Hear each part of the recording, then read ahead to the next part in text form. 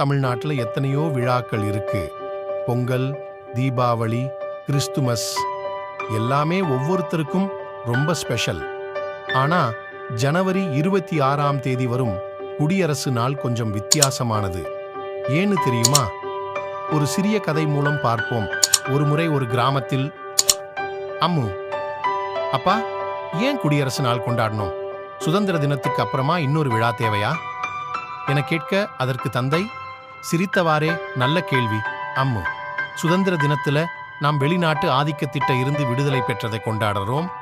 ஆனா குடியரசு நாள் வேற மாதிரி. 1947 சுதந்திரம் கிடைச்ச பிறகு இந்தியாவுக்கு ஒரு சட்டக்கட்டுப்பாடு தேவைப்பட்டது. எல்லாருக்கும் சம உரிமைகள், கடமைகள் இருக்கணும்னு நினைச்சாங்க. அதனால டாக்டர் அம்பேத்கர் தலைமையில் ஒரு குழு சேர்ந்து உலகத்திலேயே மிகச் சிறந்த அரசியலமைப்பை உருவாக்கினாங்க.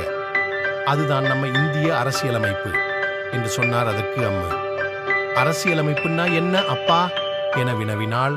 அதற்கு அம்முவின் தந்தை, அரசியலமைப்பு தான் இந்தியாவோட ஆடி பிடி. எப்படி நடந்துக்கணும், எது சரி எது தப்புன்னு எல்லாத்துக்கும் விதிமுறைகள் சொல்லுது. ஜனநாயகத்தையும் சமத்துவத்தையும் பாதுகாக்குது. இந்த அரசியலமைப்பு 1950 ஜனவரி 26ஆம் தேதி நடைமுறைக்கு வந்தது. அதனால அந்த நாளை குடியரசு நாளா கொண்டாட ஆரம்பிச்சோம். அன்னிக்கு நாமெல்லாம் இந்த அரசியலமைப்பை மதிக்கிறதுக்கு உறுதி எடுத்துக்கிறோம் என்று சொல்லி விளக்கினார். அம்மு, ஓ, அரசியலமைப்பு நமக்கு எல்லாருக்கும் சுதந்திரம் தர வேண்டியதுதானே? தந்தை, சரிதான் அம்மு. அது மட்டுமல்ல, நமக்கு கல்வி, வேலை, பேச்சு சுதந்திரம்னு எல்லாத்தையும் தருது. நம்ம கடமைகளையும் சொல்லுது. நாம எப்படி இருக்கணும், நாட்டை எப்படி வளர்ச்சிப்படுத்தணும்னு வழி காட்டுது. அதுதான் குடியரசு நாள் அம்மு. நமக்கு கிடைச்சிருக்கும் உரிமைகளையும் கடமைகளையும் நினைவுபடுத்திக்கிற நாள். நாட்டை நேசிக்கிறதையும் ஒற்றுமையா வாழணும்னு உறுதி எடுக்கிற நாள் என்று சொல்லி முடித்தார்.